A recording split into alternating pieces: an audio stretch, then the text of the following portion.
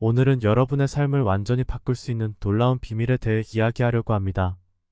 바로 들기름에 관한 것인데요. 이 영상을 끝까지 시청하시면 여러분의 건강이 180도 달라질 수 있습니다. 자, 시작하기 전에 구독과 좋아요 부탁드립니다. 여러분의 작은 관심이 저희에게는 큰 힘이 됩니다. 오늘의 건강정보 시작하겠습니다. 들기름 발암물질 안 나오게 먹는 방법. 들기름 이렇게 먹어야 보약이 됩니다. 이 제목을 보고 놀라셨나요? 맞습니다. 들기름은 우리 몸에 독이 될 수도 있고 보약이 될 수도 있습니다. 그 차이는 바로 여러분이 어떻게 먹느냐에 달려 있습니다. 여러분, 혹시 들기름을 먹고 속이 불편했던 적 있으신가요? 아니면 들기름이 건강에 좋다고 해서 열심히 먹었는데도 효과를 못 느끼셨나요? 그렇다면 지금 당장 주목하세요. 여러분이 알고 있던 들기름에 대한 모든 것이 뒤집힐 수도 있습니다. 들기름은 오메가3 지방산이 풍부해 혈관 건강에 좋고 염증을 줄이며 뇌 기능을 향상시키는 등 많은 이점이 있습니다. 하지만 잘못 섭취하면 오히려 해로울 수 있죠. 어떻게 하면 들기름의 모든 이점을 누리면서도 부작용은 피할 수 있을까요? 이 영상에서는 들기름을 제대로 건강하게 먹는 방법을 상세히 알려드리겠습니다. 매일 한 스푼씩 먹었을 때 여러분의 몸에 어떤 변화가 일어나는지, 그리고 어떻게 하면 들기름에서 발암물질이 생기는 것을 막을 수 있는지 모두 알려드리겠습니다. 여러분의 건강과 직결된 중요한 정보이니 끝까지 집중해서 시청해주세요. 자, 그럼 지금부터 들기름에 숨겨진 비밀을 하나씩 파헤쳐 보겠습니다. 들기름의 놀라운 효능부터 알아볼까요? 들기름은 참기름과 더불어 우리나라 전통 식용유 중 하나로 예로부터 건강에 좋다고 알려져 왔습니다. 그 이유는 바로 들기름에 풍부하게 함유된 오메가3 지방산 때문입니다. 오메가3 지방산은 우리 몸에 꼭 필요한 필수 지방산으로 체내에서 합성되지 않아 반드시 음식으로 섭취해야 합니다. 들기름은 이 오메가3의 보고인데요. 특히 알파리놀렌산이라는 성분이 풍부합니다. 이 성분은 혈관 건강에 탁월한 효과가 있어요. 알파리놀렌산은 혈액 속 나쁜 콜레스테롤 수치를 낮추고 좋은 콜레스테롤 수치는 높여줍니다. 이로 인해 혈관 내 플라크 형성을 막아 동맥경화나 심장질환의 위험을 줄여주죠. 또한 혈전 생성을 억제해 뇌졸중 예방에도 도움이 됩니다. 뿐만 아니라 들기름의 오메가3는 뇌 건강에도 큰 도움을 줍니다. 뇌세포막의 주요 구성 성분으로 작용해 인지기능 향상과 치매 예방에 효과적입니다. 실제로 들기름을 꾸준히 섭취한 노인들의 인지기능이 개선되었다는 연구 결과도 있어요. 또한 들기름은 강력한 항염증 효과를 가지고 있습니다.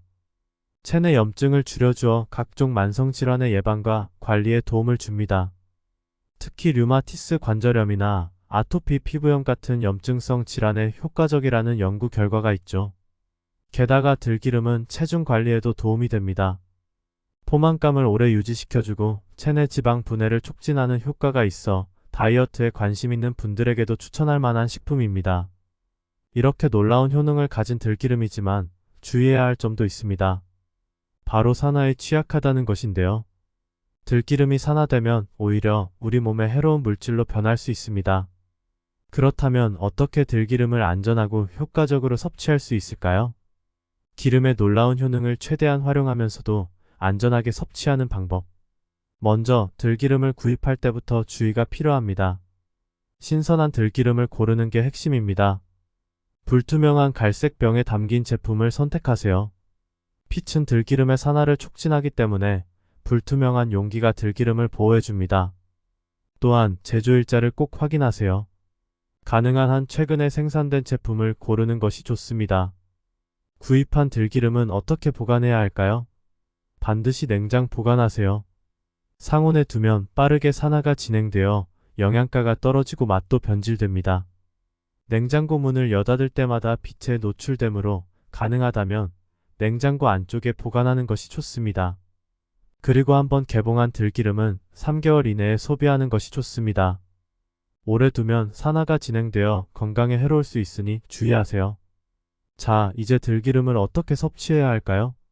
가장 중요한 것은 들기름을 가열하지 않는 것입니다. 들기름은 열에 매우 약해서 가열하면 영양소가 파괴되고 유해물질이 생성될 수 있어요. 따라서 조리용으로는 절대 사용하지 마세요. 대신 들기름은 생으로 섭취하는 것이 가장 좋습니다. 매일 아침 공복에 들기름 한 스푼을 그대로 먹는 것이 가장 효과적인 방법입니다. 하지만 들기름 특유의 향과 맛 때문에 어려워하는 분들이 많죠. 그런 분들을 위한 팁을 드리자면 들기름을 요구르트나 우유에 섞어 마시는 것도 좋은 방법입니다. 또는 샐러드나 나물 무침에 들기름을 넣어 먹는 것도 추천합니다. 이렇게 하면 들기름의 영양소를 온전히 섭취하면서도 맛있게 즐길 수 있어요. 주의할 점은 과다 섭취입니다. 아무리 좋은 것도 지나치면 독이 될 수 있죠. 하루에 들기름 하나에서 2테이블스푼 정도가 적당합니다. 그 이상 섭취하면 오히려 소화불량이나 설사를 유발할 수 있으니 주의하세요.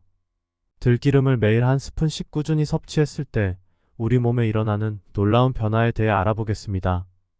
첫째, 혈관 건강이 눈에 띄게 좋아집니다. 들기름의 오메가3 지방산이 혈중, 중성지방과 콜레스테롤 수치를 낮춰주기 때문이죠. 보통 4주 정도 꾸준히 섭취하면 혈액검사 수치에서 변화가 나타나기 시작합니다. 동맥경화나 심장질환의 위험이 줄어들어 건강한 심혈관 시스템을 유지할 수 있게 됩니다. 둘째, 뇌 기능이 향상됩니다. 들기름의 알파리놀렌산은 뇌세포막의 주요 구성성분으로 뇌세포 간 신호 전달을 원활하게 해줍니다. 이로 인해 기억력과 집중력이 좋아지고 우울증 예방에도 도움이 됩니다. 보통 2에서 3개월 정도 섭취하면 인지기능 개선을 체감할 수 있다고 합니다. 셋째, 염증 감소 효과를 볼 수 있습니다. 들기름의 항염증 작용으로 만성적인 염증이 줄어들면서 전반적인 건강 상태가 개선됩니다.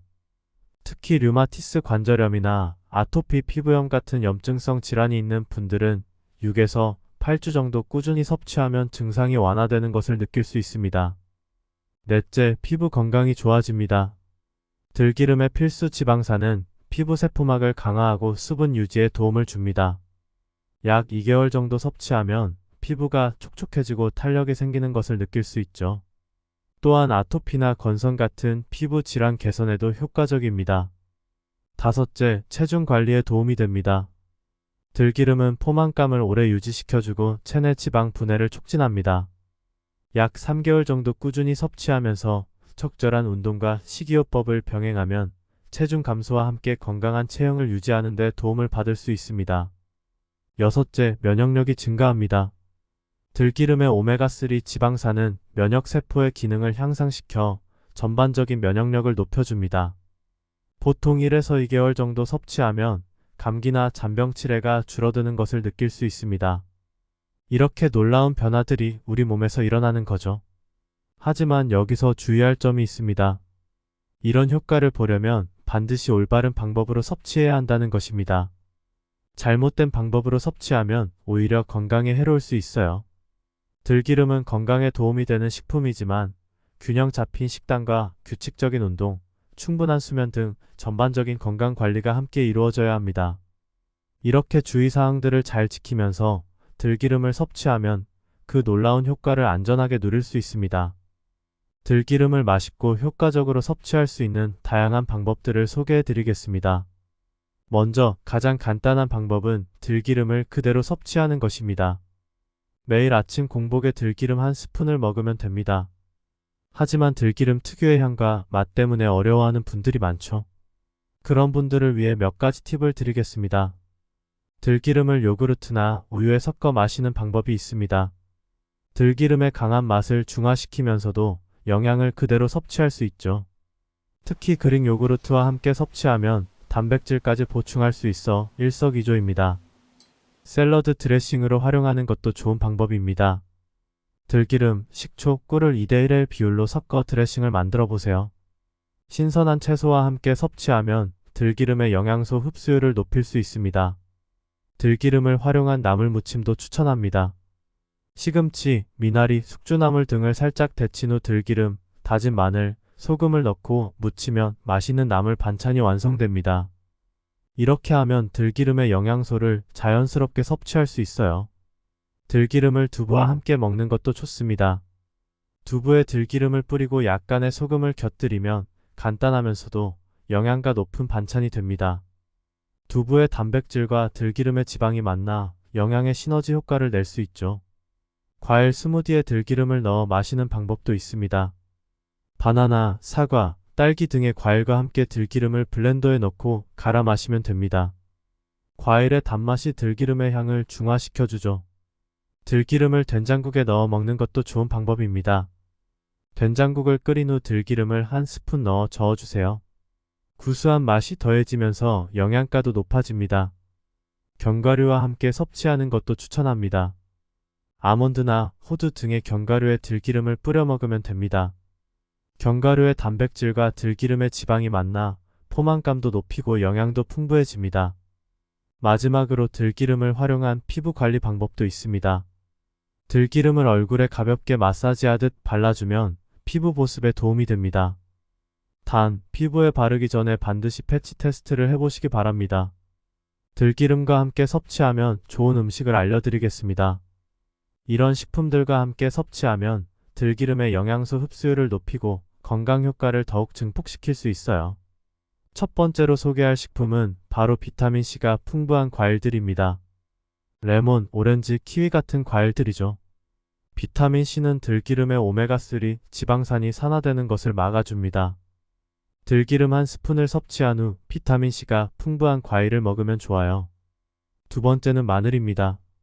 마늘에 함유된 알리신이라는 성분은 혈액순환을 촉진하고 콜레스테롤 수치를 낮추는 효과가 있어요. 들기름과 함께 섭취하면 심혈관 건강에 시너지 효과를 낼 수 있습니다. 세 번째로 녹차를 추천합니다. 녹차의 카테킨 성분은 강력한 항산화 작용을 합니다. 들기름 섭취 후 녹차를 마시면 들기름의 산화를 방지하고 항산화 효과를 높일 수 있어요. 네 번째는 양파입니다. 양파에 들어있는 퀘르세틴이라는 성분은 항염증 효과가 있어 들기름의 항염 작용을 더욱 강화시켜줍니다. 양파와 들기름을 함께 섭취하면 염증성 질환 예방에 도움이 될 수 있어요. 다섯 번째로 토마토를 소개합니다.